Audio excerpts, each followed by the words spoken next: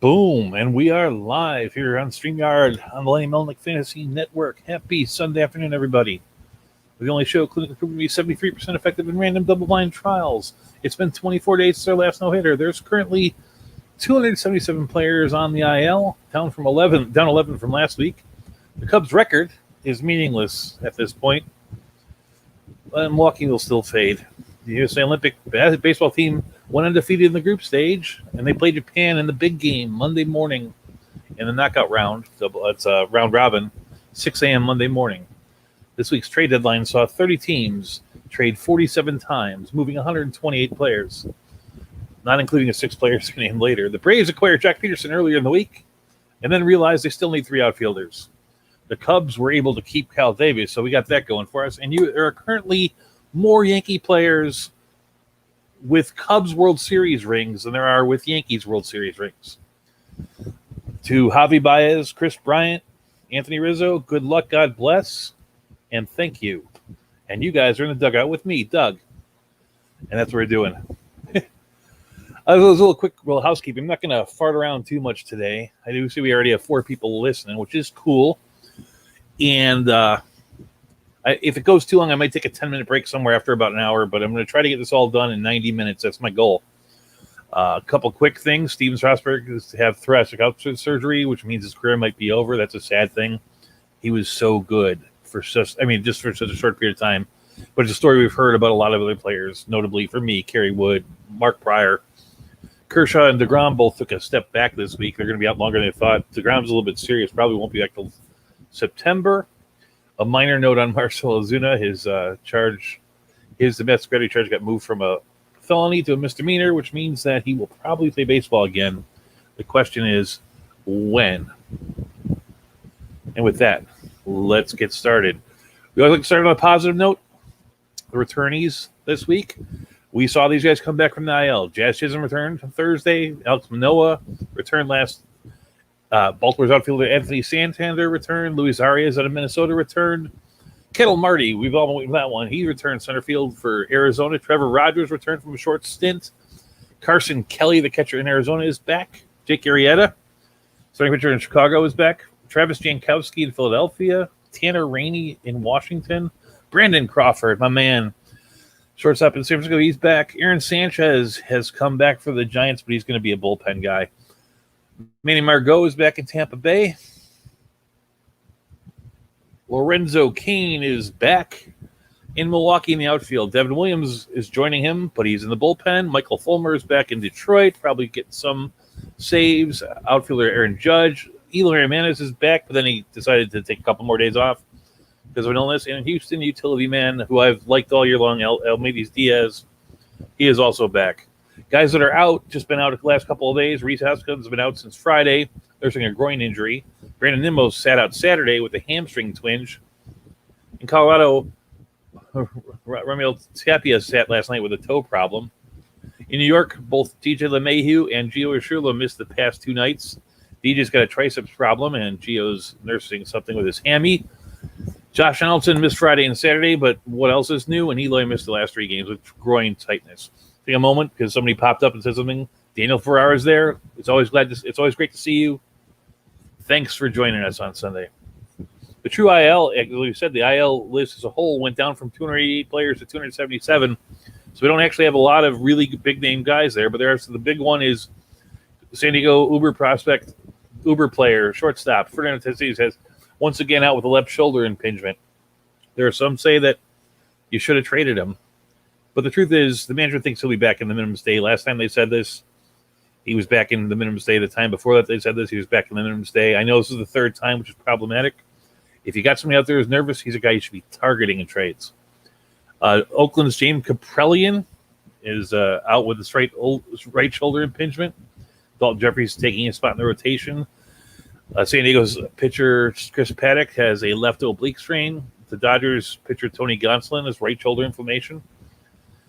Arizona right fielder Pavin Smith's on the COVID IL. Alex Cobb on the Angels is out with wrist inflammation. Pete Fairbanks has right shoulder inflammation.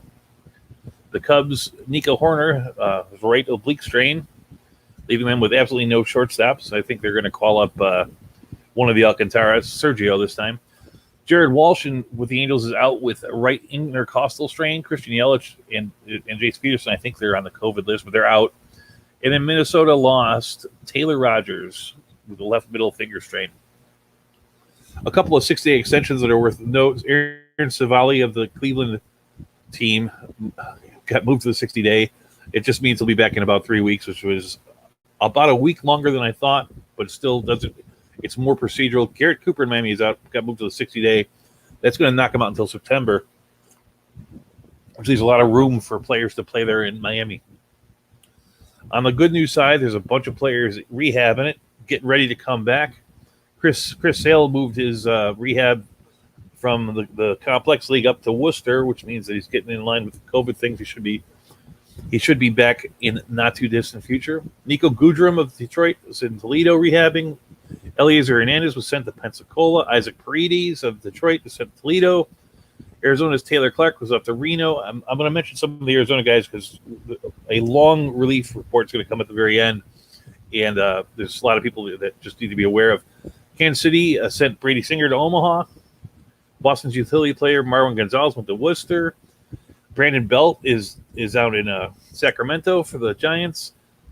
The Bees. Mike Moustakas is rehabbing in Louisville. Colin Moran for the Pirates is rehabbing in Indianapolis. Nick Senzel for the Reds in Louisville. Nick Anderson, really good relief pitcher for the Braves, has moved from the complex league up to Durham. Dan Vogelbach at first base for Milwaukee is at Nashville. Richie Martin, a name we haven't heard in a while, shortstop of the future for Baltimore, I think, is doing a rehab stint at Bowie with the Bay Sox. Remember when Toronto traded for Corey Dickerson? He's on a rehab assignment in Buffalo. Jack Flaherty of the Cardinals is off in Memphis, but I understand he's going to need a few starts, so it's still probably about 2 weeks away. Luis Robert, after all that time, is off in Charlotte. Cubs reliever Rowan Wick is rehabbing in Iowa. Colorado center fielder Jonathan Daza is in the complex league with the Rockies. Cincinnati's relief pitcher Lucas Sims is in Louisville, and Seattle outfielder Jake Fraley is in Tacoma rehabbing COVID, which is one of the few COVID rehabs I've ever heard of. Let's make sure I'm on the right page there. I am. Yep. Some call-ups and some DFAs. We'll go through these real quick. Minnesota recalled Griffin Jacks. There's something to like there. Pittsburgh recalled Mitch Keller. He's a top prospect. He hasn't done much of anything. He's kind of scared. Texas called up Gerald Cotton, another one of those ex-LA Dodger pitchers. Is supposed to be wonderful. It isn't. Let's not believe that every time we hear it. Arizona recalled J.P. Buskauskas. Arizona also called up Stephen Crichton and Ryan Buckner. Washington recalled outfielder Yadiel Hernandez. I know he's like 33, but I like the guy. Did some nice things hitting in the Mexican League and in the summer leagues. And I think he might be I think he's going to get some time there. LA recalled prospect Matt Tice to play first in Jared Walsh's outfield. Pittsburgh recalled Rodolfo Castro, which Rodolfo Castro will be talked about a lot this last week, and that'll be the last time everyone will talk about him. And Miami recalled Lewin Diaz, first baseman. A few guys that were important to us throughout this year have been DFA'd. Sammy Long got DFA'd in San Francisco. Orlando Arcia, breaks my heart, got DFA'd, but they traded for 4 outfielders. Anthony Banda, former top prospect of the Arizona Diamondbacks and the Rays, got DFA'd by the Mets. Brusner Gratterall, everyone knows him. He was DFA'd. Trace Pereira, who's hit pretty nicely for the Nationals, he got DFA'd. Cincinnati's Tony Santillan. Keston Hiura got DFA'd. There was a question about whether you should drop the guy in redraft leagues. He's completely droppable, and I don't think there's any reason to keep him even in dynasty leagues because he probably will get it, but I don't think he'll get it by next year. Mike Tauchman of the San Francisco was DFA'd. Tanner Houck was optioned for Boston despite pitching relatively well. Colorado third baseman, and I think he's familiar with his cousin. Josh Fuentes got DFA'd. Mickey Moniak, former number 1 overall pick. Jake Berger of the White Sox, and Darren McGaughan of Seattle, despite the thing. I was going to talk to you a little about trades this week, but I'm going to put that to the very end, and I may skip it altogether because you can find that elsewhere. I am going to there were 47 trades involving 130 players. If you figure that, it was like if I just spent 1 minute per team, that's 30 minutes. Probably take longer than that. I don't really want to talk for 2 hours. I might do it, but I probably won't. But just accept the fact that when I talk about some of the notes, I'll say a trade has made this possible, and that's out there. That's there. I'll send a link out to my trade tracking if I don't talk about it here. There were some players released. Tyler Chatwood was released. Pablo Sandoval was released. Cubs released Eric Sogard. And with that, I'll take a moment to check the chat room. We got some people watching us on Facebook. I don't know who you are, but thank you for showing up. And I see a couple of people in the Lenny Melnick FantasySports.com chat room. If you're going to chat in the Facebook side, please take a second to sign into StreamYard just so we can see your name. Otherwise, it just says it's a Facebook user. Makes it a little convenient for me. But hey, if you don't want to be a Facebook user, I'm just glad you're out there. And with that, we'll start talking about recommendations. The first thing we're starting with commitment, the second half of the season, we always start with the pitchers, right?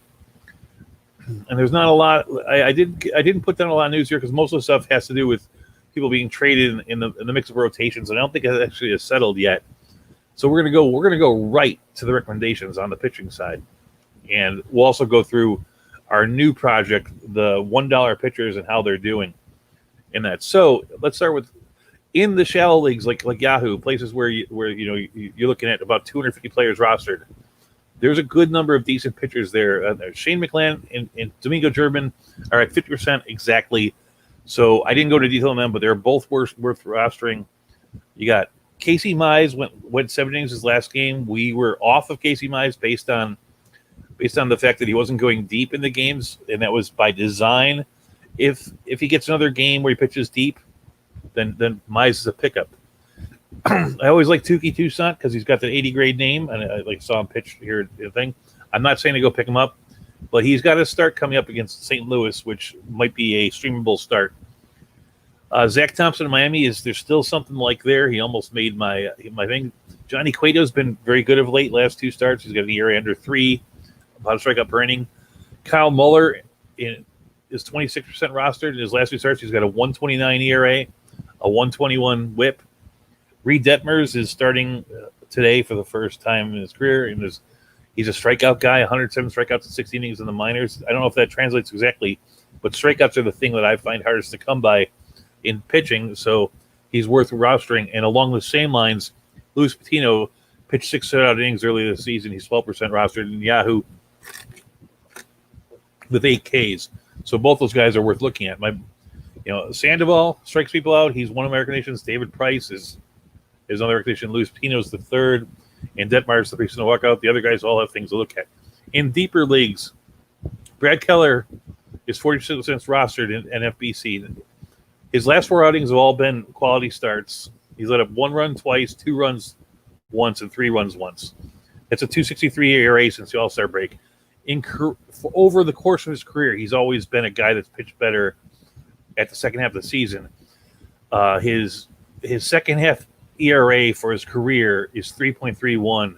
His first half ERA for his career is 4.4. So he's a guy that's going to be better down the range. Not a huge strikeout guy, but a good pitcher in a friendly ballpark with a team that can win, because there's a lot of bad teams in the American League. Hello, Andrea, if I didn't say it before. Hey, Doug, who closer to Marlins? I'm going to go through all the closer spots at the very end. And yes, I'll get there. Daniel, and that's a good question. I promise you I will get to that today, but it won't be for about 25 minutes. Eliezer Hernandez of the Marlins pitching. They always seem to have a good pitcher coming out. He's currently rehabbing. He looked excellent in his 1 start where he got hurt on, where he pitched 1 7-inning game with 9 strikeouts. Chris Bubich of the Royals has 3 consecutive quality starts. And he's got a 2 start this week going up against the White Sox and Cardinals. So I don't know if he's ready to think, but he's definitely somebody you should watch. Only 20% rostered. You need a player. Daniel Lynch is 20% rostered in the NFC League. I really like what he is. Since his return from the IL, he's had 2 consecutive quality starts. He has 6 Ks in 14 innings, which isn't that great, but there's something there. He's 1-1 with a 1.93 ERA. His FIP is still 3.66, higher than where he's at, but it's still a good FIP. Braxton Garrett, who was sent down, has been called up. He's going to pitch next week versus the Mets, and that's a good matchup. He did, if you remember, that he had 10 strikeouts in 7 innings for San Diego just about a week ago. If you're in weekly lineup, so it's a little bit of a watch thing because his second start is going to be at Colorado. I think he can survive it, but that doesn't make anything. Matt Harvey. I recommended him last week, and I felt bad doing it because it just didn't seem right, but it worked out for me. Matt Harvey hasn't allowed a run in 3 games. As New York this week, I think it'll change for them, but there's definitely something there. When the Mets were at their best and when they beat the Cubs to go to the World Series, Matt Harvey was their best pitcher. Now, it's taken him 7 years, but maybe he's figured something out. And, of course, the other guy is Reed Detmers at 0. So on the deeper side, I'm recommending Daniel Lynch, Brad Keller, and Reed Detmers as the big pick. So there's reason to like all those other guys. Then we're going to look at our scrub pitching. We said this thing about we noticed that the guys that was ahead in first place was rotating pitchers, and they really weren't all like great pitchers. They were the Spencer Turnbulls of the world and that sort of thing, and he was doing very well with that. So we thought to take that over, and where is it here? I have to switch to another page because I am tracking this very, very closely. We didn't have a very good week. We recommended 4 pitchers last week: so Jose Suarez, Matt Harvey, Taylor Widener, and Jordan Lyles. I'd say we had 2 wins. We had 2 losses. Overall for the week, that's a 5.10 ERA with a 1.44 WHIP, which isn't very good. But for the year, we're still at 3 wins with a 3.69 ERA and a 1.23 WHIP. So that's not too bad. Suarez, of course, got lit up. I don't really know why, but Harvey and Lyles did very well. I'm going to recommend Lyles again this week. Lyles is not a good pitcher. That's why you can get him for $1. But in his last 2 outings, he's actually gone 7 innings. And when you go 7 innings, things are going to go pretty well. He is a 2-start pitcher this week, so he's not in the technical sense of the recommendation, but he's got that first game at home versus the Los Angeles Angels, and that's a good matchup. The second game is on the road versus Oakland, which is not a horrible matchup. So I could see actually doing this in a league where it's weekly lineups, but it doesn't get that A+ thing. There's a couple other guys like Matt Moore, who I don't think is any good. He's got a pretty good matchup. Matt Perez, who just scares the hell out of me, even though he's probably got among these guys the best chance at a win. The 3 guys that are almost unowned. I got 2 more. 2 guys I'm going first. One is Cal Quantrill's got a home game versus Detroit. Generally speaking, Detroit is better on the road than they are at home hitting wise, and Detroit's been hot of late. So it's a good matchup, but it's a little bit nervous thing. Vladimir Gutierrez of Cincinnati fits the category too. He's got 1 start versus the Mets on Saturday. That's a good matchup, but it is at home in Cincinnati. Things can happen there, and who knows what the new look Mets are like with Baez in their lineup. Might be better. Get you the 3 guys I'm recommending, and just like last week when I talked about Matt Harvey, I can't hardly believe I'm saying these names, but my number 3 pick is going to be Kobe Allard of Texas. He had a really nice beginning part of the season, has stunk up the last 2 games, but he's at home versus the Angels on Wednesday. This is actually a week that doesn't have a lot of choices. My number 2 pick is going to be Wade LeBlanc.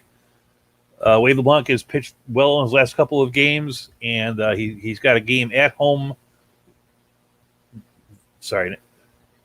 He's pitching St. Louis. Who are they playing? They're playing somebody bad. I have the wrong guy up here. Let me get over here to where my worksheet is. I wrote that they were playing St. Louis, and of course they actually are St. Louis. So they are playing. Kobe Allard's playing LAA. They're all right. Wade LeBlanc and John Lester are going to pitch on Friday and Saturday versus the Kansas City Royals, which are a fairly weak hitting team who just moved their Roy Soler, and those guys you can get for nothing for 1 start. And then that would be it. So I'm recommending John Lester.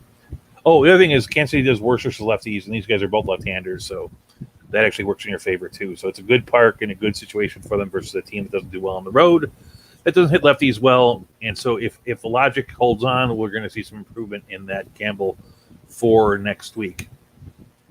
And that is the pitching side. On the deep side, we're going Keller, Lynch, Detmers, and we're going to recommend LeBlanc, Lester, and Allard for a 1-shot deal. Then we get to the outfielders. There are some notes here. Yadiel Hernandez started in left field and batted 4th Saturday. Brandon Drury is super hot. I heard people talking about Rodolfo Castro all the way, but Brandon Drury is actually a scary thing. And if you're in Yahoo, he plays virtually every position. I don't understand why he's not. I just assume I'm recommending him everywhere. Not that he's brilliant, But there's always guys that come out of nowhere that you think are bad that turn things around, and Drury might be that guy this year. He might not be, but hey, take him while you can get him. He's so hot that he's keeping J.D. Davis, who I like as the third baseman, on the bench. Tyrone Taylor, whenever he gets called up to play for Milwaukee, he just does the job well. Newly acquired in Miami, the replacement for Starling Marte is I guess the jury's out a little bit. It's going to be either Sierra or Brinson. Those guys have gone up against each other. But they went out of their way to trade for a prospect from Houston by the name of Brian Dela Cruz, and he's going to be the Adam Duvall replacement. And as we said, Garrett Cooper is on the 60-day now, so he's going to be out for at least a month. Brian Dela Cruz is probably the guy that has the most potential there in Miami. In Chicago, of course, Rafael Ortega has been doing pretty well, hitting leadoff for a very anemic Cubs team. Atlanta, after acquiring Peterson, of course, traded for 3 outfielders. I think the way that the Atlanta outfield is going to play out is I think that Duvall is going to play the most of the 3.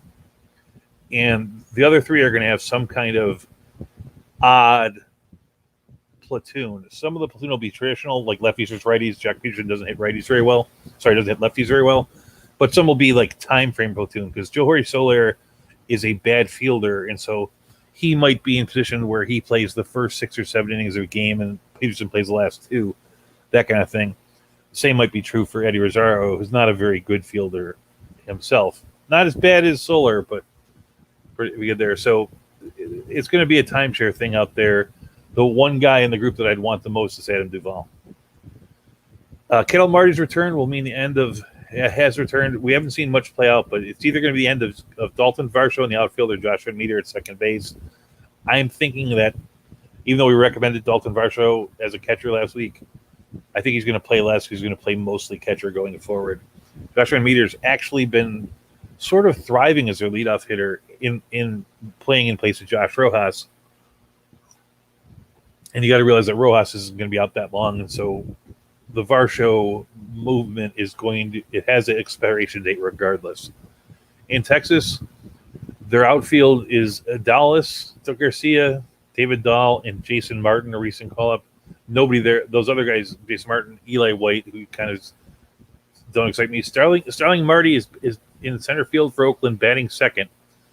Ramon Laureano moved down the batting order. He moved to 4th twice and 5th once in the last game, so it's a different production set for Ramon Laureano. It's going to go Quintana and then Starling Marte. In Oakland, there's no more room for Piscotty or Seth Brown. They're filling in for you. Somebody's got to lose when they acquire a player of Marte's caliber. In New York, Gallo and his on-base skills are batting second in New York. In Minnesota, Brent Rooker, who's got a decent amount of power, is batting second in Minnesota. Kansas City recalled Edward Alvarez with Soler gone, and I think he might be up for good this time because of the way things are shaking out. They have called him up and sent him down a different number of times. They brought Lucius Fox up for a moment, and he didn't even play. He was on the roster for 1 game, then they sent him down and swapped him out. In Detroit, Akil Baddoo got 2 starts for Selecti this week. That's 2 out of 3. An interesting one is in Detroit, Derek Hill has started 10 of 12 games since he's recalled over Victor Reyes. We kind of like the fact that Victor Reyes had a little bit of power-speed combination. Hill is less power, but a lot more speed. If you're looking for speed, that might be a way to go. And speaking of speed, Miles Straw plugs right into center field and bats leadoff. And that actually hurts the outfield situation there because we're looking at guys like Oscar Mercado and Johnson. As long as Brad Zimmer is healthy, Mercado and Johnson are fairly useless.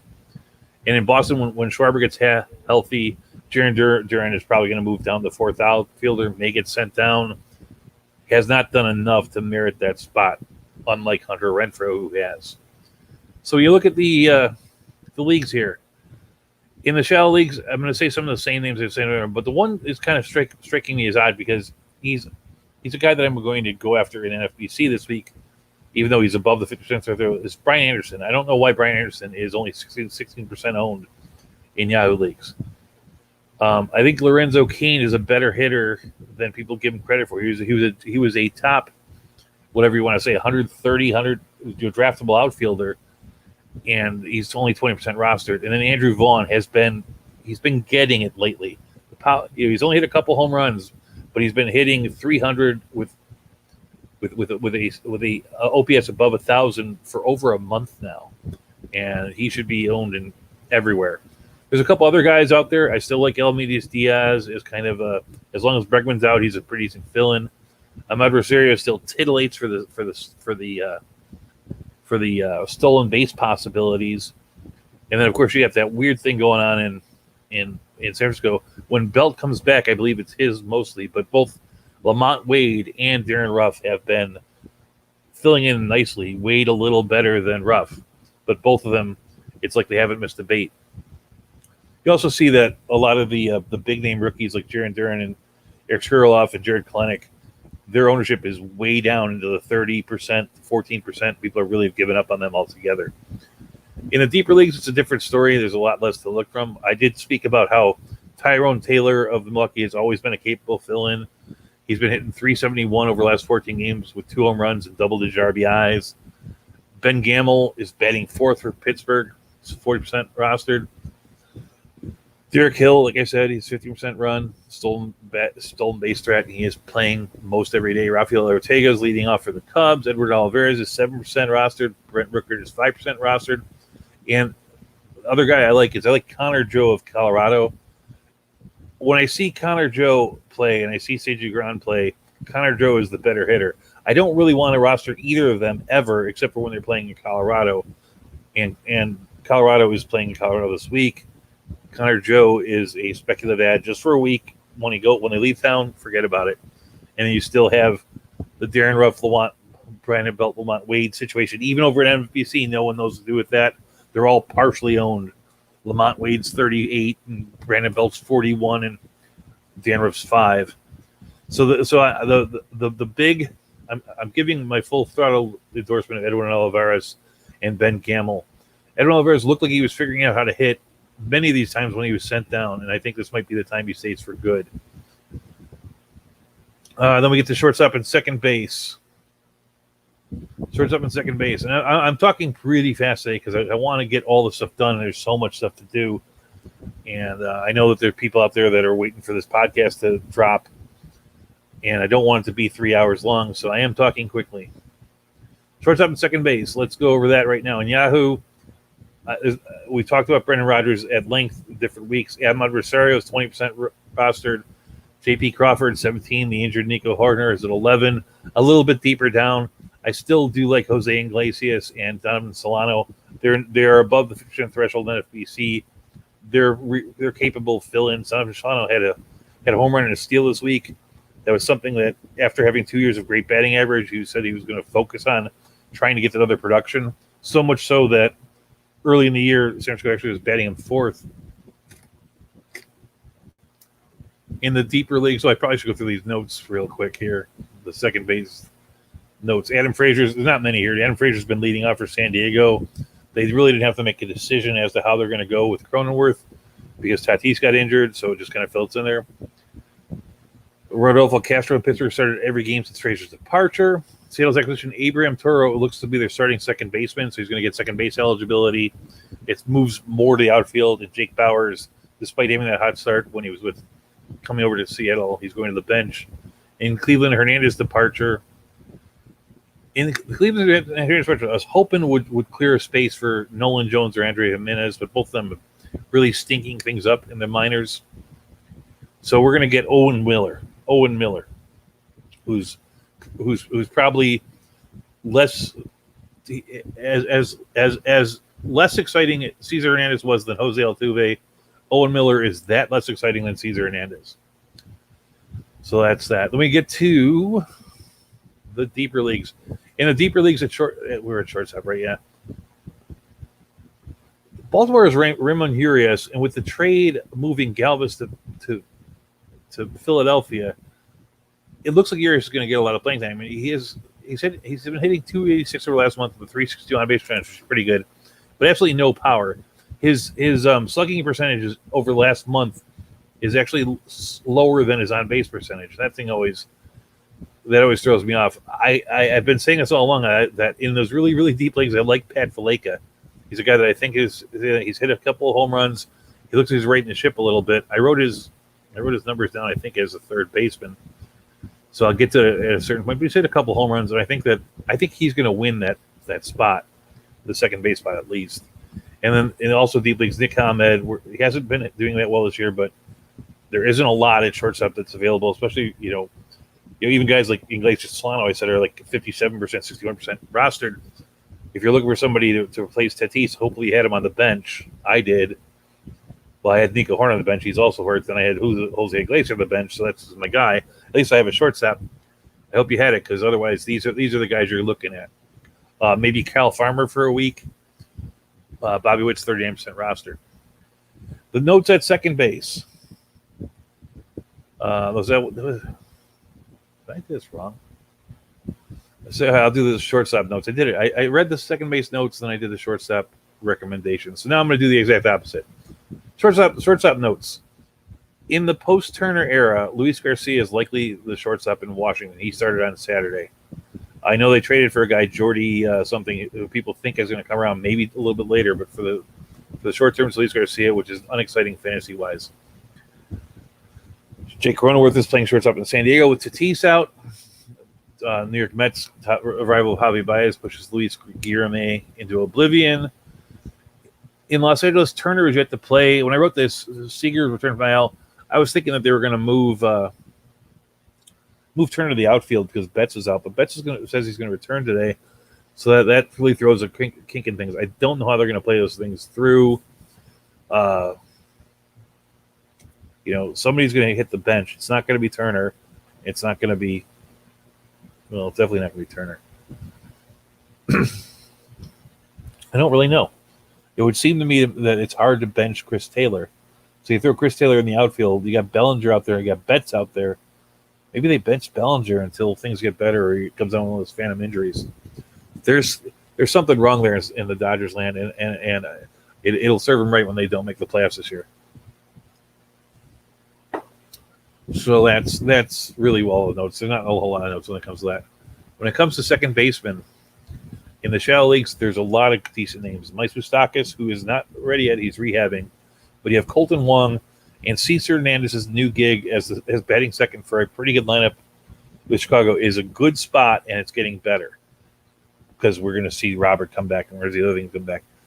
I don't know if he loses that spot when Robert gets back because they were batting Robert deeper in the lineup to start the year than you'd think for the guy with that kind of speed. But Cesar Hernandez is 31% rostered. Colton Wong's 33% rostered.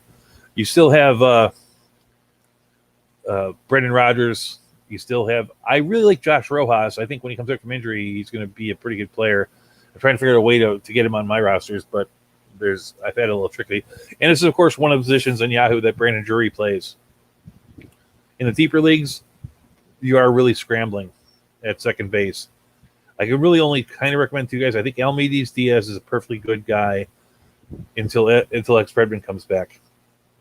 And I like Andy Ibanez has been hitting 289 with a 360 on base percentage, one home run, taking over in Texas. I kind of like him. This is only for the deepest. Kyle Farmer has done enough to grow on me. Not so much. He's 20% rostered at NFBC. I got him on my recommendation list because I just noticed that in Yahoo he still has catcher eligibility, and considering what he's been doing, he's probably should be rostered at catcher. And then you have that weird thing in Pittsburgh with Rodolfo Castro. I'm not going to recommend him. I like the fact that they traded for Michael Chavis, and I like the idea that he might get a fresh start there, and that might be something down the road. And I'm about to sneeze. Okay, which shoots us really quickly over to. Oh, I got a comment here. Let's say your show. Brendan Rodgers is my replacement for Tatis. The Padres don't pick up some wins. Do you think they let Tatis get surgery?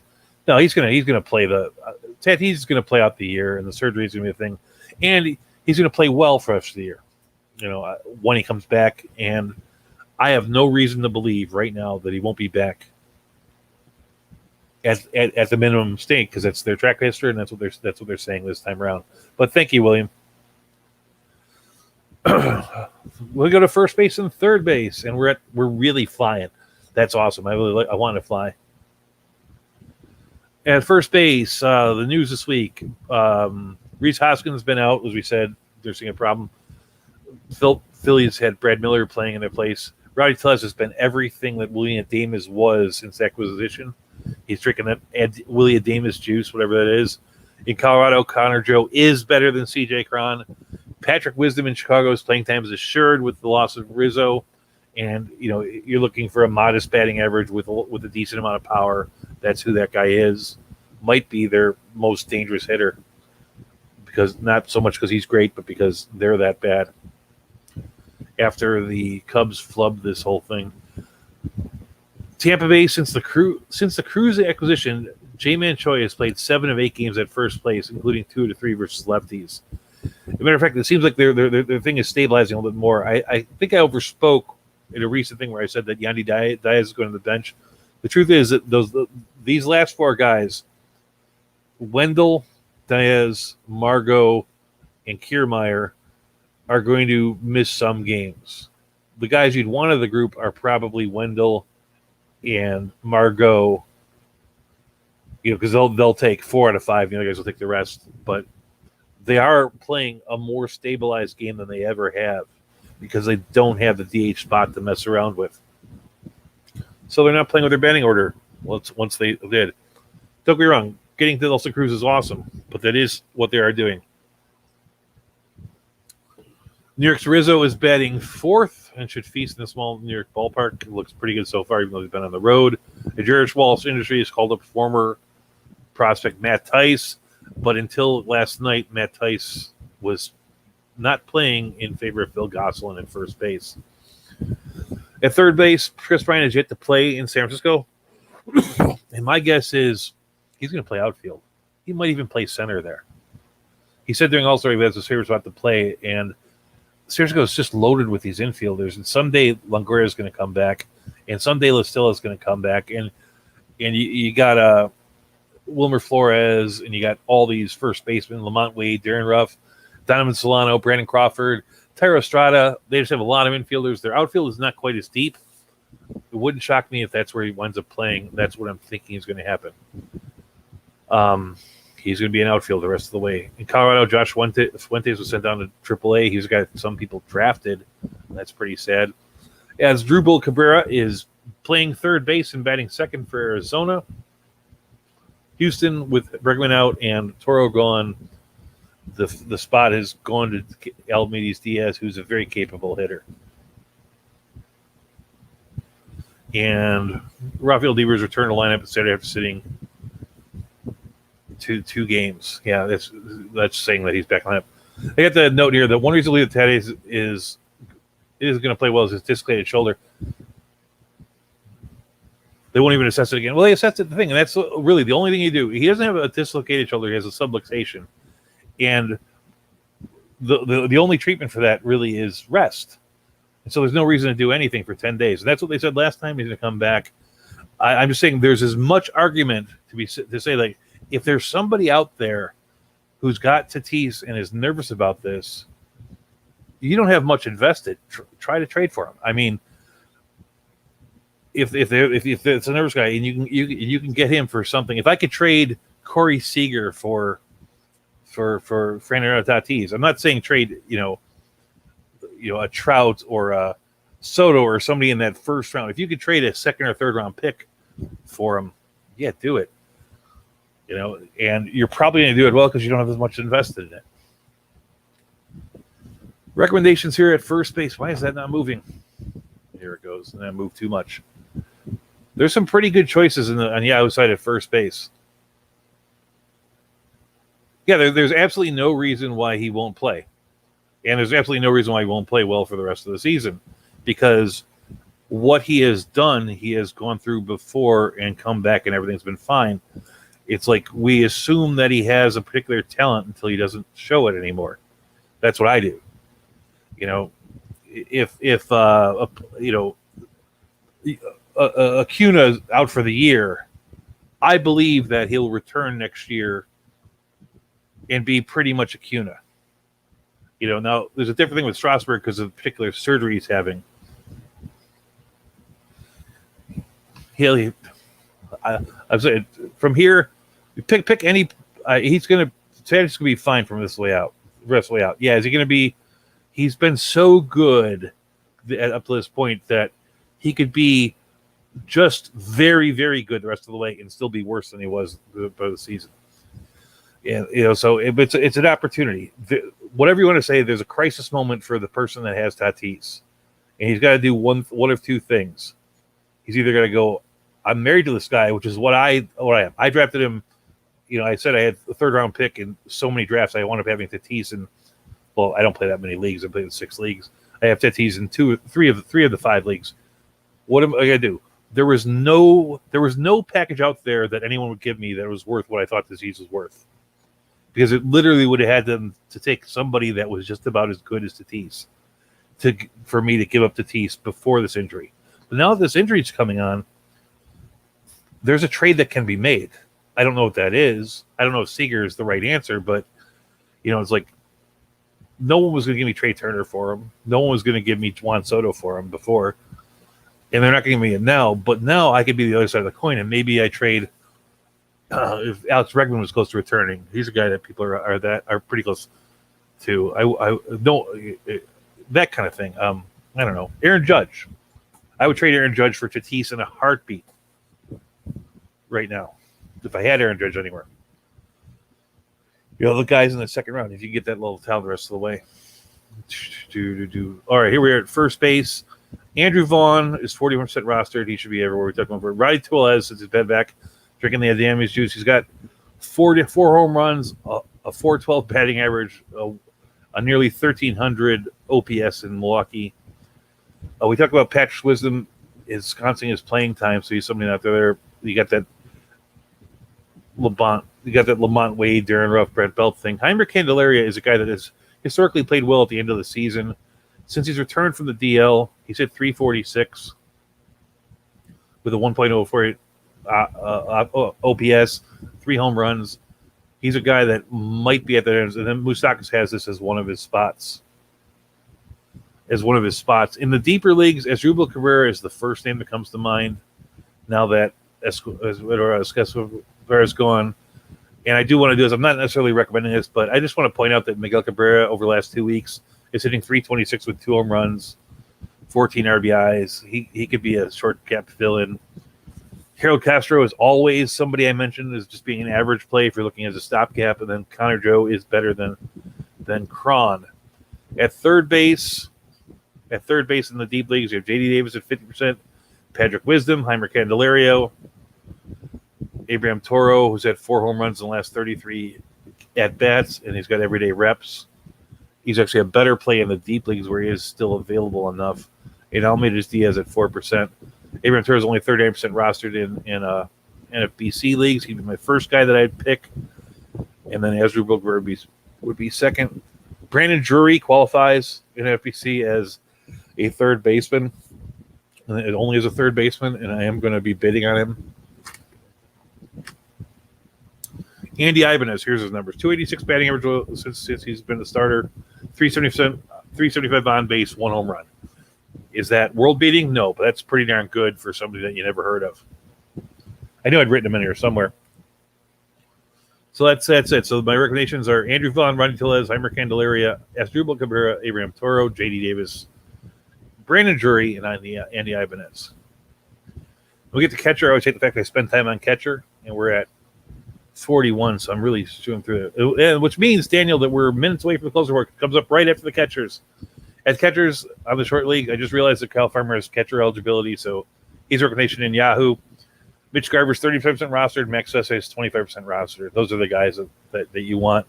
I will say that this is more of a play for the deeper leagues, is that Colorado's at home this week, so Elias Diaz is rosterable this week.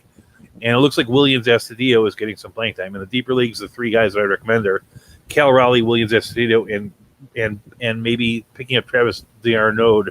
The Bribers, he caught a 5-inning rehab game. He's not too far from being back. Cal Raleigh, even with that bad 0-for-8 first week, is now up to 273 with a 360 on-base percentage and a home run. Williams Astudillo does what Williams Astudillo does. He fills in a lot of spots, most namely for Josh Donaldson at third base. But he still has catcher eligibility in this league, and so he's somebody that is worthwhile that way. Kyle Farmer bats third. He's their shortstop. Which brings us to the closer report. This is going to take a little bit. We're going to go through everything. We're going to go through the really basic things first. First, we'll go through every team real quick. Mark Melanson leads the major in saves. He got 2-2 this week. He's safe. With the Yankees, Aroldis Chapman had 3 saves this week. He's safe. Josh Hader is Josh Hader doing Josh Hader stuff in Milwaukee. He's safe. Matt Barnes had 2 saves this week. Ottavino gets a save here and there. The Hansel Robles execution means nothing. He's safe. Angels didn't trade Iglesias, so he's going to remain a closer. Even though he did blow 1 this week, he is safe. Edwin Diaz in New York is safe, even though he makes you nervous sometimes. He did convert 2-2 this week. Ryan Presley is safe and should remain the closer, even with the acquisition of Kendall Graveman. Graveman will be the setup guy going forward and give them some kind of insurance in case Presley goes down, which is something that you almost got to think about now if you're a playoff team. Is you almost need two closers. Alex Reyes is safe. He's still the man in St. Louis. Hicks is still hurt. There's no easy way. They need starters, but there's no easy way to stretch Reyes to the starting thing, so they're going to keep him where he's at. In Philadelphia, Ian Kennedy pops into Philadelphia, and he's already safe as their closer because nobody in Philadelphia could hold that spot. Kennedy has shown that he can do it, and it goes to him. His value increases. He's had no opportunity, but the biggest competitor is Ranger Suarez, who they're moving to their starting rotation. So Ian Kennedy is safe. Will Smith is safe, even with the Richard Rodriguez acquisition, though he's not as safe as some of these other guys, and that's why he's at this point. There's reasons to say maybe he loses it. It's most likely his job, 90% of his job the rest of the way. But he's had some shaky moments, and now they have somebody that they can put in their shaky moment time. He's been erratic. He's also left-handed, which also makes me think that Rodriguez will, on occasion, get a matchup save or two. Kelly Jensen in Los Angeles Dodgers is also very safe. There's like that 5% chance something happens. They did. We all know that they walked away from their trust in him in the playoffs last year. He's had a few abrupt outings, but he's come back there, and they have people to make you think can do it, like Training Gray Nebel. The replacement is possible, but it's very, very, very low. In Colorado, Daniel Bard is safe, but you don't want him, even though he's safe. He did convert 1 try and then blown this week, which is what he does when he gets away from cores. But once you get to cores, you wind up coming in to save a game where your team is up 8-7, and the final score winds up being 13-11, and it just makes your numbers look bad. But a save is a save is a save if you got other things elsewhere. There are a couple of situations where the closer is now emerging. In Oakland, Lou Trevino has pitched very well. He leads a team with 17 saves to Diekman 7. Most week he's first up and most often up. We can call him closer. He's converted the only opportunity this week. Diekman will get an occasional save, and Yusmeiro Petit is no part of the pitcher. That's really not a committee anymore. In Cincinnati, Heath Hembry has emerged as the closer. He's a player that you would want. He's already leading the team to saves despite a late start with 8. Unfortunately, Amir Garrett has 7 and Lucas Sims has 7. The only thing keeping this from being a safe spot is Lucas Sims is on the rehab. They liked him when he was pitching in there. They were actually moving him into the tough situations. Like he would come in the 7th and pitch to the meat of the order. And Hembry might lose a little, might take a step back when Sims arrives. I think that there'll be a committee, Sims and Hembry, with a 60-40 split going to Hembry because of the handedness. In Baltimore, it looks like Cole Sulzer is emerging. He got back-to-back saves Friday and Saturday, and seems ahead of Fry Tate and the others. It's not the most exciting spot in the world, but as the regular closer, I think there's something we should say is the Cole Sulzer rule. Right now, we see all this movement going on in all these different spots, and we're gonna wager on who the closer is in Miami or who the closer is in Chicago. If Cole Sulzer is available, take the bird in the hand. And so, that's what you should be asking yourself. If I'm bidding on this guy, do I think he's going to be better than Cole Sulzer? Anyway, just a way to look at it. A guy that I actually do think is going to be better is the emerging closer in Washington is Cal Finnegan. He got the first 2 chances with Hudson and Hand departing. Tanner Rainey has returned from the IL this week, but he's actually been pretty spotty all year long. And I remember at the beginning of the season, we were talking about who's the second relief pitcher that you'd want in Washington after that. And I was talking with Kevin Hastings, and he was talking up Cal Finnegan even back at the beginning of the year. He said that's the guy the Nationals trust in tie games, which is an important spot, which we should have a name for, but we don't. The guy that comes in and tie games as a relief pitcher, if he can get some good innings, good strikeouts with a decent ERA, and wind up with 4 or 5 wins because of the situation. Well, anyway, but Cal Finnegan was his guy, and Cal Finnegan's the guy there. Tal Rainey has a 7.20 ERA on the year. Arizona has an emerging closer. It's Tyler Clippard. And he got his first save in 3 years just this week. He was given the chance even before they moved Soria, when he converted these experienced pitchers who has capacity to hold the closer roles. I could see them maybe giving a couple of chances to Buskauskas just to see if he can do it, because this is a team that's not playing for it. And there's going to be a lot of feeling out what you have for the rest of the year. Tyler Clippard is not Arizona's pitcher of the future. And I also brought up Taylor Clark in the IL because he was moving up the relief pitcher rank before his injury too. So those guys might be in there. Arizona doesn't have a lot of closing opportunities, but Clippard's the guy you want. I actually think I'd like Clippard more than Sulzer. No, they're about the same. Yeah, think of it that way. But would I rather have the speculative ad over that? Then you get to the true committees. Tyler Rogers at San Francisco is a true committee. Interesting enough, I was always saying that it goes about 1/3 to Rogers and 2/3 to McGee, and it turns out that as of this week, McGee has 22 saves to Rogers' 11. Rogers is actually a better pitcher when a team doesn't get to see him twice.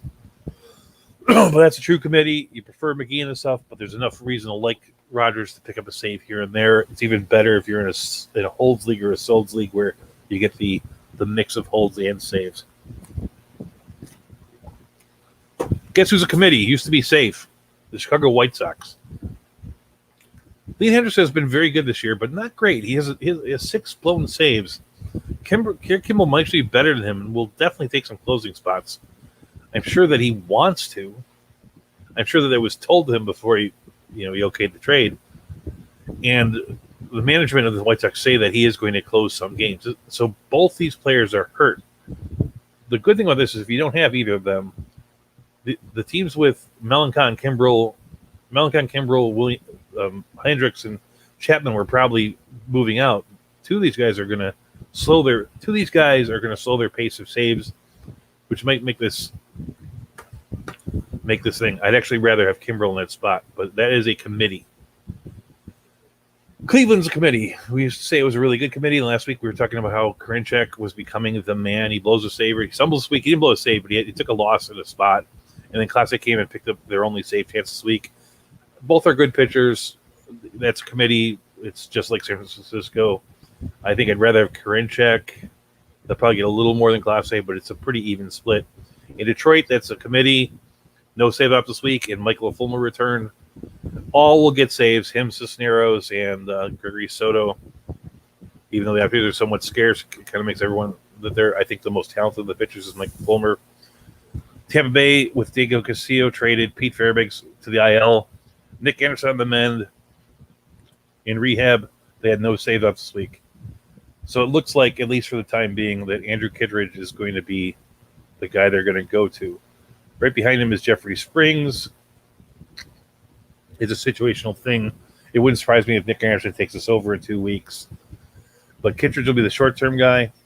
Pete Fairbanks back in 2 weeks. He'll be involved. They're kind of an interesting thing about trading. Diego Castillo was sort of emerging as their closer, and then they just traded him away. They did that 2 years ago with Emilio Pagan. They don't really care, or they see something that the other guys don't. These guys are more interchangeable than we think because we get married to the statistic. I think saves an incredibly important statistic. But it also is because it's sort of situational. It's not as hard to get as you would think, and we tend to overvalue it from a standpoint of who's a good player or not. Whereas a save tells you a lot about whether a team won or not. It doesn't really tell you. It tells you more that this guy gets the opportunities than it does that he's good at it. Where are we at here? New committee, Toronto. Toronto's committee. Brad Hand, they traded for Brad Hand. Brad Hand's a lefty. They gave Jordan Romano the slave opportunities. 2 of 4 this week. He did blow one. Brad Hand got 2 out of 4 opportunities. He blew one. Romano converted his 2. Hands got a little lesser value with Toronto, and his left-handedness makes it going to be a split-time situation. I think it'll be pretty close to thing, if not edging the hand. But it is amazing how moving these closers around really diminishes these guys' value a bit. In Kansas City, which is a committee, Scott Barlow converted the saves money, and it's the better pitcher than Holland, but Holland will still get chances. It's also a situation I'm not too crazy about. Minnesota, Robles is off to Boston, and Taylor Rogers is on the IL. They're going to give Alex Colme a chance. He's going to have a renewed opportunity to be relevant. He's just not that good. The best stuff in there is Caleb Thielbar. The guy that I'd want of this group is Taylor Rogers. It's a finger injury. We'll probably be back in not too long. We get to watch Alex Colme blow some saves and then not really care. In Seattle used to be relatively safe with Kendall Graveman. They traded him away. They also acquired Diego Castillo for Tampa, forming a new committee with Paul Sewald. Sewald's the better pitcher. Diego got a chance last night and coughed up the lead. Sewald cleared his opportunity to save back on Monday. Second rater's lurking in there somewhere.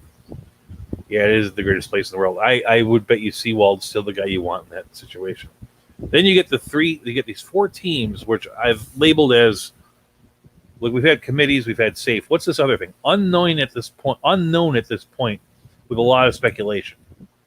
You got 3 teams. You got Pittsburgh, Texas, Miami, and Chicago. And this is the part that everyone's probably looking for.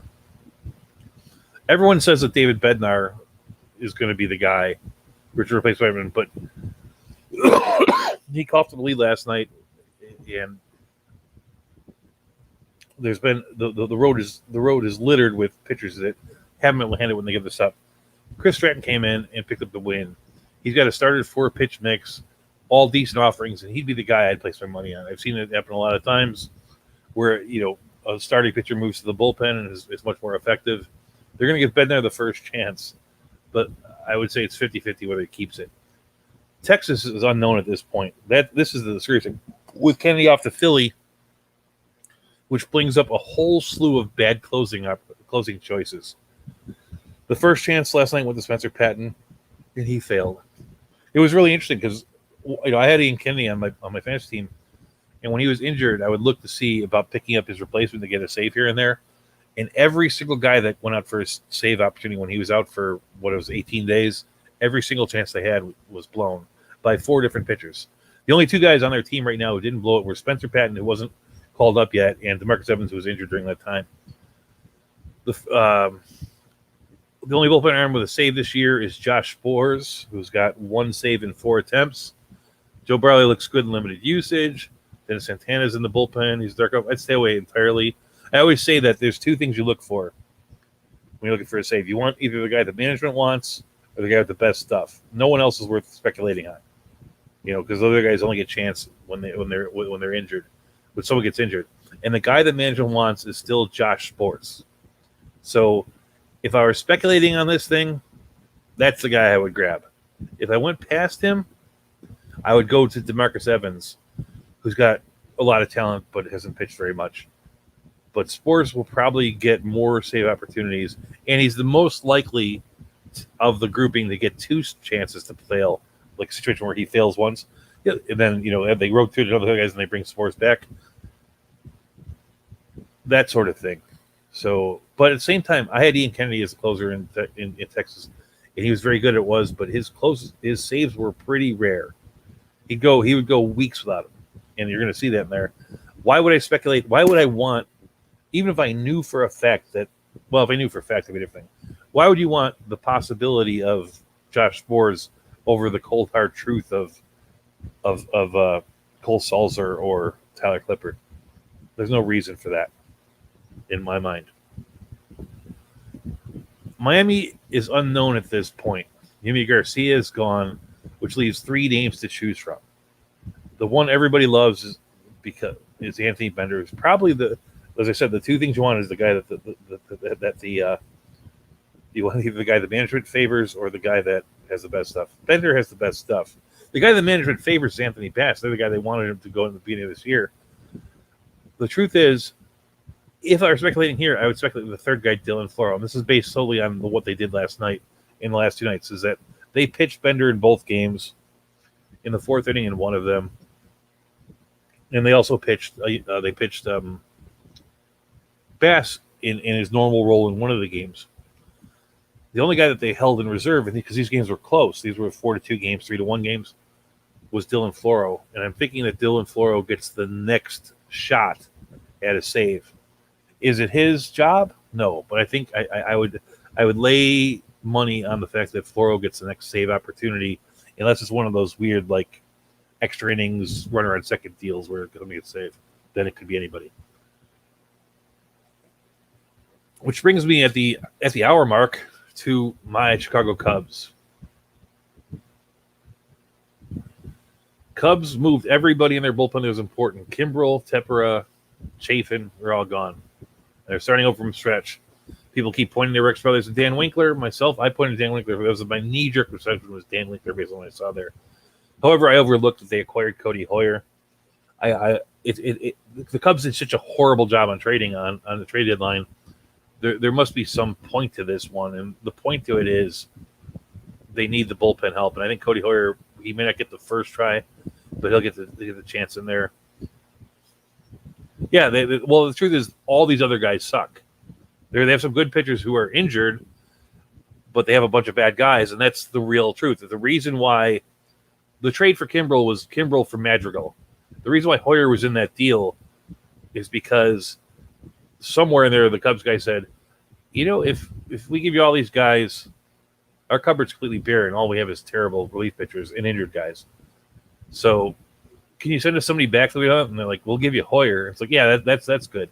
I really think Hoyer's the guy for that reason. It's like it makes no sense. As poorly as the Cubs did trading, I don't know what role Hoyer was other than that. So Hoyer is probably the guy.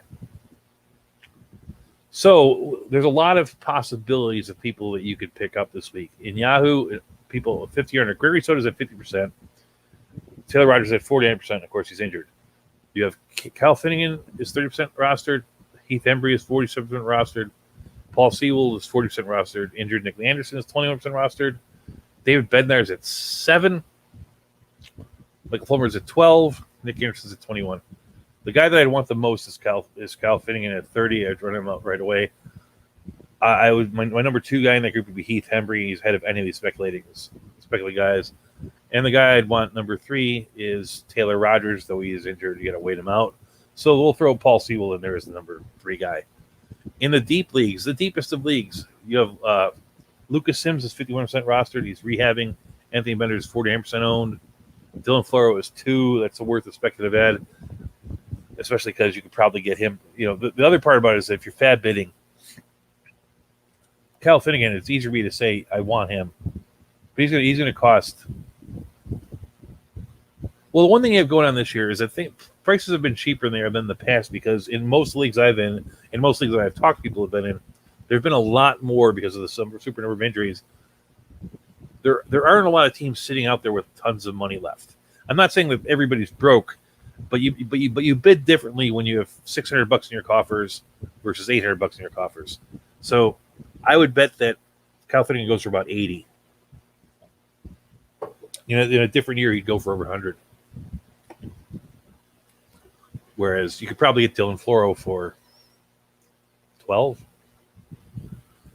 And you might be just as happy. Anthony Bass is 2% rostered. Greg Holland, 42, still getting saves. Jose Cisneros has been left out there, 40%. That's a bird in the hand. He'll get some saves. Clippard is 2. Maybe bid on Clipper ahead of Finnegan. Finnegan is going to be in a much better situation, but he is the closer. Cole Serzer's owned at 20%. Cody Hoyer in 2. Nick Anderson in 20. Spencer Patton in 5. Andrew Kittredge in 2. That's a short-term answer. That's the money. There's lots to go there, but I'd go Finnegan first, Sulzer second, then Clippard, Nick Anderson. And that is the relief pitcher things, which means we have time to get to the trades. So I'm going to jump over to this other situation here before we do the close. Trade deadline. Letting this thing open up. Like I said, there were 128 players moved between a bunch of teams, and there were probably like 4 good trades. Most of this was, I keep hearing that they say that it was a seller's market. The sellers were getting ripped off left and right. based on what I'm seeing here. Like the Starling Marte Luzardo trade was pretty good. The Kimbrel trade for Matagrow was pretty good. The Berrios trade might be the one situation where that trade looks like an overpay today, but 10 years ago that would have been about par for the course. There's not very many good things, so we're gonna go this team by team really quick. We're gonna do it alphabetically. We're starting with the Athletics. The Athletics got Josh Harrison, Jan Gomez, Starling Marte, Andrew Chafin. They gave up Danny Palencia, who cares? Greg Diekman, who cares? Lazardo's one good player. Drew Miles, who cares? Richard Gouache, Seth Schumann. That's two filler bullpen relief arms. They did pretty well, and they actually got some money back from the Nationals because the only trade was that one trade where they traded Marte for Luzardo. Everything else was here's some players for free. Hey, you want Andrew Chafin? The Cubs are like, give us a 27-year-old prospect who has good on-base skills, but has never been able to make pros. But what do you want for Chafin? It's not like it's the end of the world. Angels were part of this. They acquired 5 players and they let go of 2. They did. These are okay because the people they let go weren't that great. I was surprised that the San Francisco actually wanted Tony Watson back. They lost Tony Watson and Andrew Heaney, and they gave some money to the Angels in the Tony Watson deal. And they got back. They literally got Junk back for them. Jansen Junk, a right-hand pitcher. Ivan Armstrong, Jose Marte. Jose Marte was the Cuban father of cigar making. Well, that's with an I, though. Elvis Peguero and Sam Selman. They didn't give up much. They didn't get much back. I would still say that the buyers, by getting Heaney, did much better than these guys here. Because Heaney's at least a starter. The Astros, they actually gave up some stuff. But they got some stuff, too. They mostly got pitching help. They got Phil Maton from the Indians, Jimmy Garcia from the Marlins, Kendall Graveman from Seattle, and they took Phil Montero off their hands. I don't think he's a very good pitcher. They gave up some guys. They gave up to Cleveland their new center fielder, Miles Straw. They gave Toronto their new second baseman, and Abraham Toro, a couple of okay relief pitchers, and the new right fielder and left fielder in Miami, Brian De La Cruz. That's this group of trades was not ripping anyone off. That's one team. But both sides did pretty well. Seattle, Cleveland, and Miami are probably happy with what they got. The Blue Jays are next up. They received this week Granhan, Joakim Soria, Jose Berrios. They got in the Berrios trade, they got Austin Martin, who was a top 5 draft choice, probably the best hitter in the 2020 draft, and Simeon Wood Richardson, who is a guy that's been traded a couple times. He's traded once for Marcus Stroman. Sometimes you're traded because no one wants you. Sometimes you're traded a lot because everybody wants you, and Simeon Woods is one of those guys, a top 100 prospect. They also picked up Riley. They also gave away TJ Zoich. But Berrios, they got a top flight pitcher. I think he has another year of control. These guys and a couple of decent relief pitchers. That's not bad. That's fine. The Braves acquired prior to last week. They acquired Jack Peterson, so that's why he's not on this list. But they acquired Jorge Soler, Richard Rodriguez, Adam Duvall, Eddie Rosario. And interesting enough, when you heard people talk about this all, and I actually wrote it down this way, no one called them the Guardians, or I like to say the Guardians. But they got some money from the Guardians. They traded very little. Casey Kalich, Bryce Wilson's a decent little prospect. We've seen him pitch. There might be something there. It's definitely not right now. Pavel Sandoval was literally cut after you have a team. Alex Jansen is a power hitting catcher who is of the type that should move to like third base or outfield or something, but he has a mental block about hitting when he's not playing catcher. At least that's what he had in the minors. He just never could pull off being a DH or anything else. So I don't know why the Marlins want him, but apparently the Marlins really did want him. So those are the trades there. Braves did pretty nicely. Apparently, the fact that they revamped their outfield like that, they must really think they're still in it, which goes for something. The Brewers picked up John Curtis, Daniel Norris, and Eduardo Escobar for Alberto Ciprian, Cooper Hummel, Peyton Henry, and Reese Olson. And they got Eduardo Escobar for very little or nothing. I'm not the craziest about Escobar, but that's what they did. Cardinals, they did some weird things. They picked up 3 starting pitchers because they were hurting for pitchers. None of them are exciting. They got Zeitz from Toronto, and they got Happ from Minnesota and Lester from the Nationals. They didn't really give up much of anything to get these guys. So this one's a wash. Lane Thomas and TJ Zeitz are about the same level of prospect. One is a pitcher, one is a hitter. A guy that some people liked a little bit. He's had an opportunity, he hasn't pulled it off. Then we get to the Cubs. The Cubs gave away Andrew Chafin. They gave away Chris Bryant, Javi Baez, and Anthony Rizzo for a couple of cans of beans. This list here, like,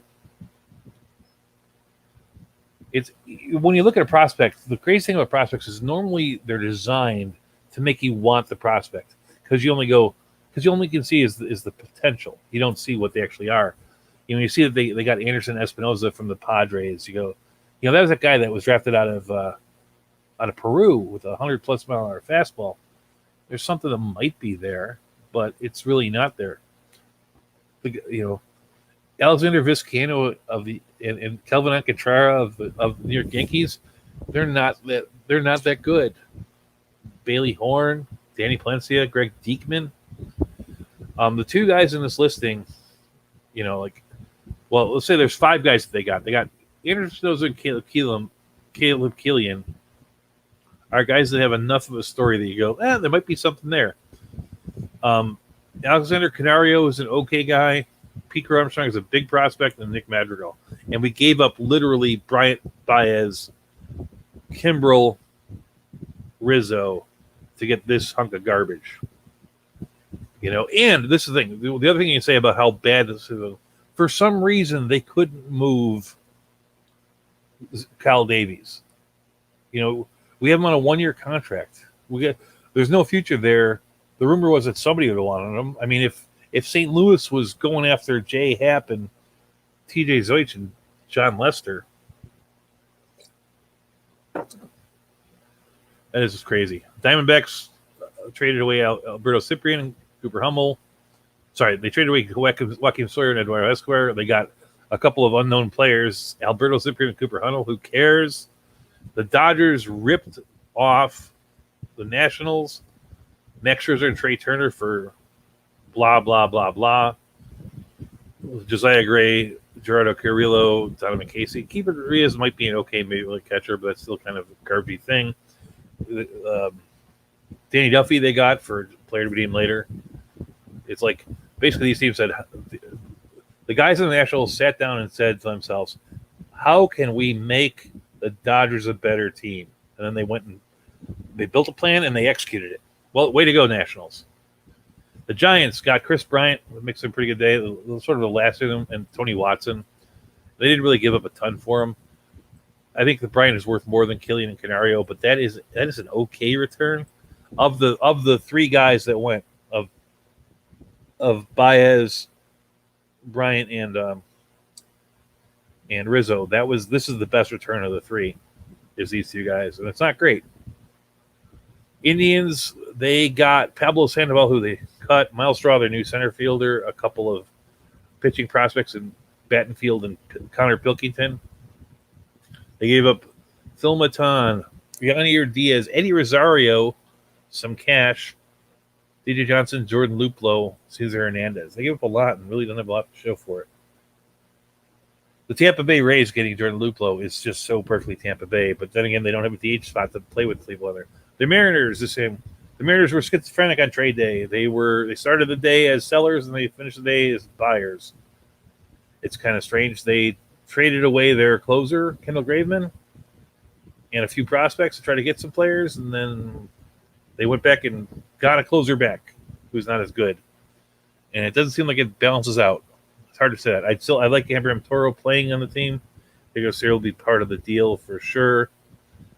Kendall Graveman will set up Presley nicely. The rest of these guys really don't have much effect this year. Marlins Marlins picked up Jesus Luzardo, Brian De La Cruz. They got two decent players. And Alex Jackson, if you can ever figure out how to catch or to hit while not catching, he could be a good player. And they didn't really give up much. They gave up Marte for Luzardo, but the rest of it was pretty decent trades for the Marlins. And not that that wasn't a bad trade; it was a good trade. But they did give up to get Luzardo. That's what I'm pointing out. Giving Adam Duvall, not that big of a deal, even though I do like him the most of those days. The Mets chimed in with next to nothing trade. They got Trevor Williams and Javi Baez. So it looks like they had the option of the Mets had the option of getting Davis, and they decided to get Williams instead for Pete Crow Armstrong because he's a young prospect, but he's got some future at least. It's sad to see Javi Baez on some other team. The Nationals, the worst traders of the bunch. They gave away Josh Harrison, Jan Gomes, some money, Brad Hand, John Lester, Max Scherzer, Trey Turner, Daniel Hudson, and Kyle Schwarber, and they got this list of groupings. Casey, Correa, Donovan Casey, who cares? Gerardo Carrilla, Josiah Gray, Keibert Ruiz, Drew Milius, Richard Gouache, Seth Shubin, Lane Thomas, Jordy Bartley. That was the guy I was trying to think of. He might get some shortstop time. Mason Thompson, Aldo Ramirez, Riley Adams. Yeah, that is. Now we know why they didn't trade Bryce Harper away, because they just don't know how to trade. The next up is the Orioles. They did very little. They traded Freddie Galvis away, a starting player to Philadelphia for Tyler Burch, and then they got some money for Sean Armstrong. That's definitely a buyer's market there. The Padres got Adam Frazier, which is a pretty good find, even though they don't really need him. They also got Jake Bereznik from the Cubs, who they don't really need him. I think that the guy, Preller or whatever, in Padres some trades just for trade's sake. Hudson helps in the bullpen a little bit. They didn't give up a lot. I know Tecupito Barsano was the top 10 prospect in their grouping. And Jody Burley was considered an up-and-comer. But they have already Tatis with C.J. Abrams behind him. So it makes sense that they move him. They give Anderson, Espinoza, Jordy Bartley, Mason Thompson, Jack Swinsky, Mitchell Milano, and Tim Mercano. The Phillies, in their world, I actually like the fact that they got Kyle Gibson and Kennedy. They really addressed their needs. Galvis, nice little pickup too. And they gave away the only guy that Gowdy. They gave away Spencer Howard and Kevin Gowdy. We were talking guys that are talented. The talented minor leaguers yet to perform in the major league. They got a guy named Abraham Gutierrez, Josh Gessner, Tyler Booch. Again, a buyer's market. Pirates traded away Adam Frazier, Richard Rodriguez, Tyler Anderson, Brandon Ogle, Austin Davis, Clay Holmes. Nothing else there. They really didn't get anything. They got Bryce Wilson. It's not a bad pickup. Michael Chavis to get a second chance. A different Diego Castillo. Hoy Park of the Yankees, a guy that I think has a little bit of. I have a little bit of interest in Hoy Park because if you look at his minor league stats, he's got a power speed mix, and to Americano. Pirates did okay. That's one team that did all right. On the one team on the selling side that did okay. They really didn't give away anything. They're only really good player, only really better than good player, Adam Frazier. I'm going to run through these real fast unless there's something really good. Rangers, they got Josh Gessner, Kevin Gowdy, Spencer Howard, Ezekiel Duran, Glenn Otto, Josh Smith, Trevor Hauver. They traded away Hans Krause, Ian Kennedy, Kyle Gibson. Some money. Joey Lee Rodriguez and Joey Gallo. They gave up a lot. Yep, definitely. When the Rangers are concerned, it was a buyer's market. Sorry, it was a seller's market. A buyer's market. Whatever it is. It's like, get those confused. Rays, they got DJ Johnson, Jordan Luplow, Sean Armstrong, Austin Shenton, J.D. Sargaz. They gave up Peyton Battenfield, Dave Castillo, not much of anything. Rays did fine there. Red Sox picked up Kyle Schwarber, Austin Davis, and Hansel Robles. Didn't give up much of anything. Aldo Ramirez, Michael Chavez, and Alex Scherf. The Reds, they picked up Michael Gibbons, Justin Wilson, Luis Sessa. They gave up Ashton Godot, Case Williams, and Noah Davis. Who cares there? Rockies gave up Ashton Goudeau, Case Williams, Noah Davis, and they got They gave up Michael Givens. They got Ashton Goudeau, Case Williams, Noah Davis. Not too bad. Nothing special there. The Royals gave up Jorge Soler for Casey Kalich. They gave up Danny Duffy for whoever the Dodgers want to give him later. Yeah, they're not really trying. Tigers barely participated. They traded away Daniel Norris for a relief pitcher named Reese Olson. The Twins picked up Simeon Woods-Richardson and Austin Martin, so that's a pretty good moving, though they did give away Jose Barrios, probably the second best pitcher that moved that day. White Sox got Craig Kimbrell, Ryan Tepera, and Cesar Hernandez. They gave up Nick Madrigal, so they gave a little bit. Picklington's actually a decent little prospect player. They were about pretty fair. Yankees acquired Andrew Heaney, Anthony Rizzo, Julio Rodriguez, Joey Gallo, Clay Holmes, giving up Elvis Peguero, giving up some junk, Alexander Vizcaino, Kevin Alcantara, Diego Hoy-Punk, Ezekiel Curran, Glenn Otto, Josh Smith, Trevor Howard, and Justin Wilson, Luis Cessa. That is really highway robbery. The neat thing about the Yankees, and this is how they do it, is that because everyone focuses on the Yankees, the Red Sox, I know like 7 or 8 of those names just off the top of my head. And I actually know that they're just okay players. Some of them aren't even very good. But they have the same sort of play that way. They actually wound up with Gallo and Rizzo. I mean, outside of Turner, well, yeah, so the Yankees and the Dodgers are the two teams that made out super well. So that's all the trades. 128 players moving, some money. How do you go? Whatever it is. So that's it. So I'll go back to recommendations. There are a lot of guys recommended this week. I recommended Kyle Finnegan, Taylor Rogers, Tyler Clippard, Cole Sulzer, Mitch Garver, Mike Stassi, Cal Raleigh, Patrick Sandoval, David Rice, Luis Patino, Dana Lynch, Brad Keller, Andrew Vaughn, Brian Anderson, Edgar Oliveras, Ben Gamble, Brendan Rodgers, Cesar Hernandez, Colt Wong, Almeidas Diaz, Andy Ibanez, Roddy Tellez, and of course Brandon Drury. You got to remember that Lenny is on at 9 o'clock Monday through Friday. George will be on today at 6:30 p.m. with him. Andrea is on Sunday morning at 9 with Lenny and has a Saturday show at about 1 p.m. We'll do up the roundtable on Monday at 8 p.m., which I'm sure we're going to. One reason why I didn't go into great detail about these trades is I'm sure that's going to be the topic of conversation roundtable on Monday night. Remember, the wins leader in the American League is Chris Bassett with 11. The wins in the National is Kyle Hendricks with 13. Lance Lynn leads the AL in the ERA with 2.07. Walker Buehler leads the NL ERA with 2.19. The batting average leaders are Michael Brantley at 330. Nick Castellanos is the NL with 329. People want to replace these statistics, but these are the important ones. Remember them, learn them, live them, love them. And with that, I'm going to say good night. I'm glad I got through this one. And I did it in 90 minutes, which is exactly what I wanted to do. See you later, everybody.